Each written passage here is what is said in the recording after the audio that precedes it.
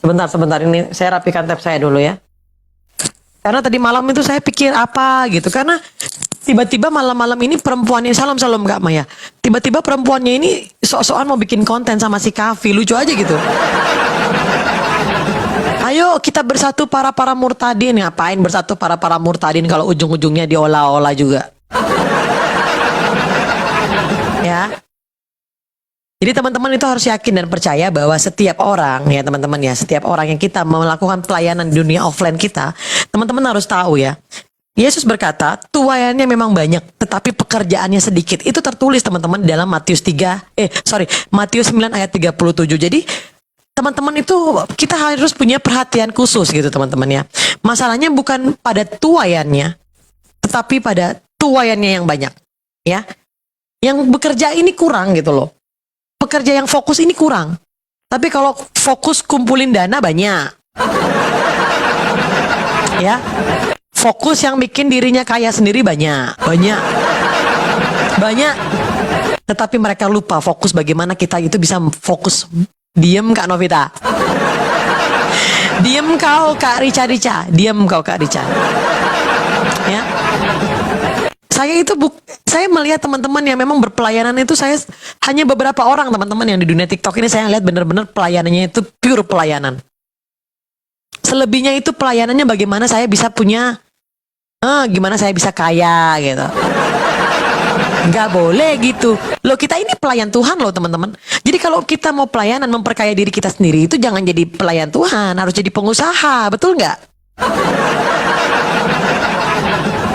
Betul nggak apa yang saya sampaikan? Kalau kamu mau kaya, jangan jadi pelayan Tuhan. Karena jadi pelayan Tuhan itu harus siap pikul salib. Harus tahu menderita. Ya, kalau mau kaya, jadi pengusaha gitu loh. Ya, teman-teman, shalom. Teman-teman boleh di follow ya, itu akun utama saya ya. Baru membaik, makanya saya nge-live di akun ini dulu. Jadi, teman-teman harus tahu ya. Yang sangat menyedihkan saat ini itu adalah, di saat tuaiannya ini sudah mulai banyak. Ya, di saat tuaian ini sudah mulai banyak, saya melihat banyak sekali pekerja itu justru sibuk melihat pekerjaan orang lain. Itu teman-teman, ya. Bukan melihat jiwa, tetapi lihat, contoh nih, oh itu Edis TV bisa punya rumah apologet tuh gimana caranya saya supaya bisa kayak Edis, terus saya bisa punya rumah apologet. Nah. Saya lihat dia loh pelayanannya bisa punya ini. Loh, teman-teman. Ya, itu bukan itu berkatnya Edis gitu loh. Itu berkatnya dia. Jadi kalau Tuhan tidak berkenan atas apa yang dia miliki saat ini, Tuhan tidak akan berikan. Tetapi karena dia diberkati, makanya dia memiliki itu. Jadi kita harus buang-buang sifat iri gitu loh, ya. Saya ini sudah menjalankan pelayanan offline di mana-mana. Tapi saya tidak pernah tuh terpikir mau bikin rumah apologet, enggak.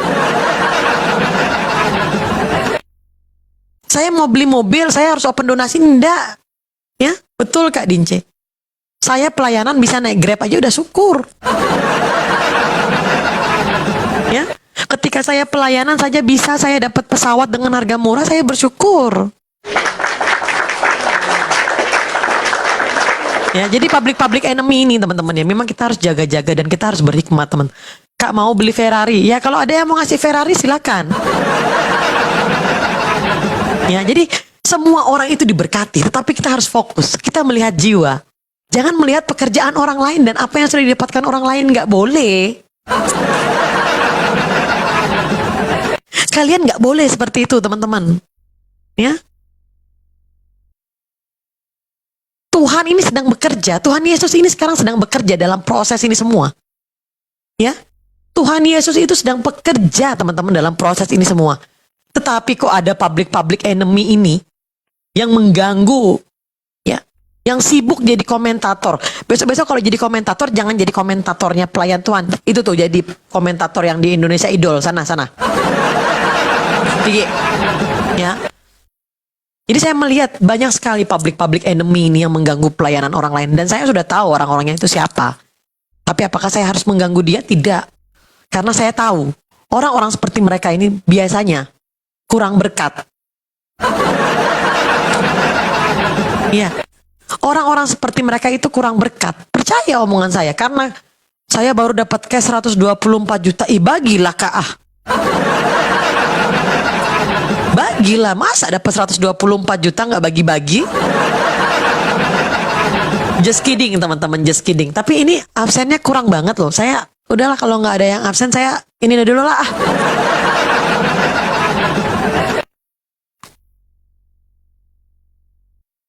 Udah kalau ini absennya aja masih 136. Ya udahlah, udah. Ya jadi saya sudah bilang berkali-kali sama teman-teman ya, sekarang ini masa penuaian. Jadi jangan ganggu orang yang murni pelayanan. Yuli jadi pembela terus. Pembelanya siapa? Tuhan yang bela saya, bukan saya pembela orang, bodoh. Sorry ya teman-teman, kadang-kadang ini mulut lepas kontrol nih kalau ketemu umat-umat mau kondo ini.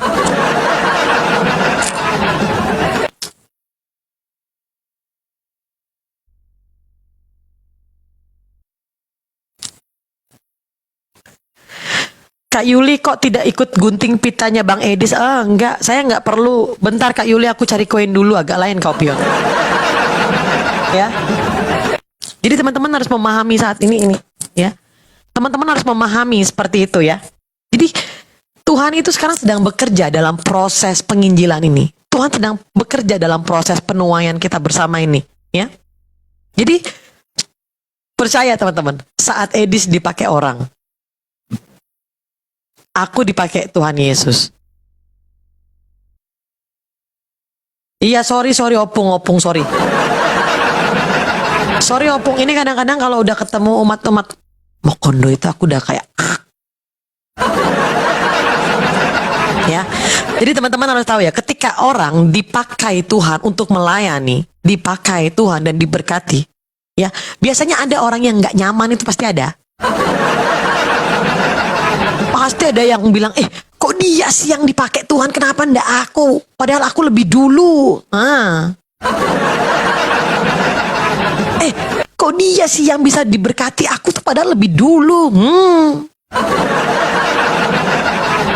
Sudah mulai mengkritik orang. Ya. Mulai mengkritik pelayanan orang, mulai sindir-sindir,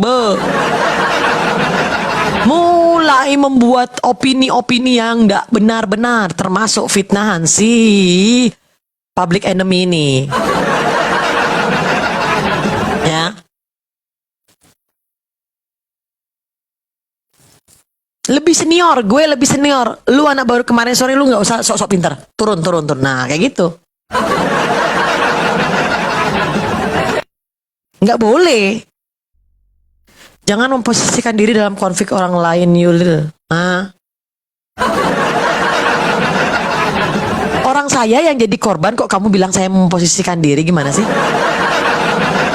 Saya nggak pernah kenal sama itu public enemy. Tetapi dia bermasalah dengan banyak orang. Berarti yang bermasalah saya atau dia? Ya dialah. Justru saya introspeksi diri ketika dia bilang saya ini pesunsun. Dia bilang saya ini perokok. Tapi saya tanya, buktikan saya satu. Kalau ada yang kamu katakan itu kamu ada. Silakan, saya kasih kamu uang 5 juta. Betul.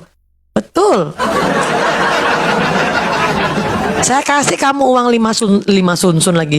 5 juta kalau kamu bisa membuktikan bahwa saya seorang pesunsun yang kamu lihat di Surabaya itu. Silakan. Ya. Jadi mulut ini ya. Oh betul Pine. Betul. Suka tipu-tipu Pine. Terus suka fitnah lagi Pine. Parah banget. Kemarin mau kasih 10 juta Yul. Udah 5 juta aja bang. Soalnya 5 jutanya udah dipakai beli jajan. Ya. Jadi saya ini ya, dia kemarin menjelek-jelekkan Edis TV di komalnya salah satu orang. Terus dia bilang, oh saya ini timnya Edis TV. Tuh. Enggak boleh. Jangan menjadi pelayan Tuhan yang seperti itu. Jangan. Kalau kamu memang the real pelayan Tuhan, jalanin aja. Pelayananmu jalanin sendiri. Saya itu pelayanan jalan sendiri, tidak pernah ganggu-ganggu orang. Mana sih saya pernah ganggu-ganggu orang? Pernah nggak saya komentari pelayanannya Fajar? Pernah? Nggak pernah. Pernah nggak saya komentari si Joseph itu? Pernah nggak? Nggak pernah. saya ganggu si RK. RK, pelayananmu tuh nggak benar tuh Bang RK. Stop kok Bang RK. Nggak pernah. Kak Agatha lagi. Pernah aku ganggu Kak Agatha. Kak Agatha. Kak Agatha pelayanannya itu jelek. Pernah nggak ngomongin? Nggak pernah. Karena aku tahu. Menjadi pelayan Tuhan. Mari kita senangkan hati Tuhan gitu loh. Jangan mengganggu orang lain gitu. Ya. Jadi kalau kita ketemu dengan orang yang sirik, orang yang suka kritik,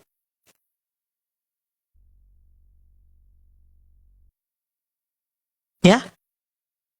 Jadi kalau kamu melihat ada orang yang berisik, tukang kritik, tukang sindir-sindir, tukang fitnah-fitnah, ya, itu kita harus pahami teman-teman, ya. Bukan Injil kita yang salah. Bukan karena jiwanya tidak bertobat. Ya. Tetapi karena hatinya itu tidak siap melihat orang lain dipakai Tuhan Yesus. Ya, jadi kalau kalian sudah mulai lihat nih, ada di komal-komal ini, sudah mulai iri-iri, sudah mulai bahas-bahas orang lain, udah mulai menyinggung-nyinggung orang lain. Nah, dia sudah mulai tidak nyaman. Saya udah nggak nyaman nih, Bang Edis punya rumah apologet. Aduh, saya nggak nyaman nih, lihat Yuli kok pelayanannya bisa terbang terus.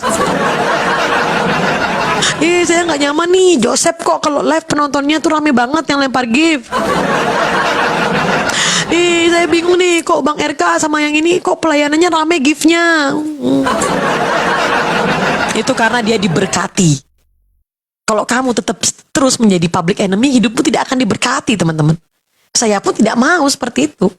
Hidup saya mau diberkati Tuhan Yesus agar bisa memberkati orang lain gitu loh. Ya. Jadi kalau kita sudah melihat ada orang yang tidak nyaman, kita lihat ada orang yang kritik-kritik terus, ada yang sindir-sindir terus, ada yang fitnah. Tolong jangan nyindir bom-bom Eda Yuli. Diem kau korban blokiran. Nggak ada loh aku sindir-nyindir Pak Bom-bom.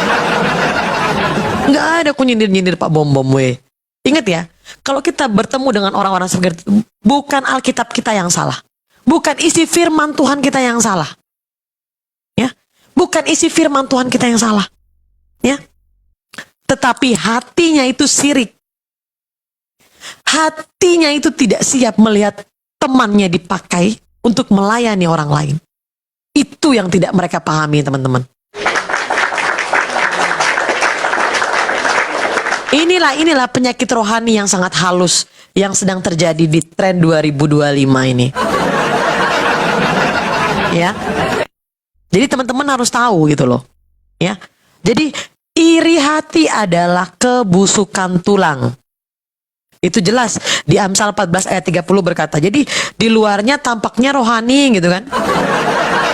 Di luarnya sok-sok bicara apologet. Ya, terus di luarnya tiba-tiba bicara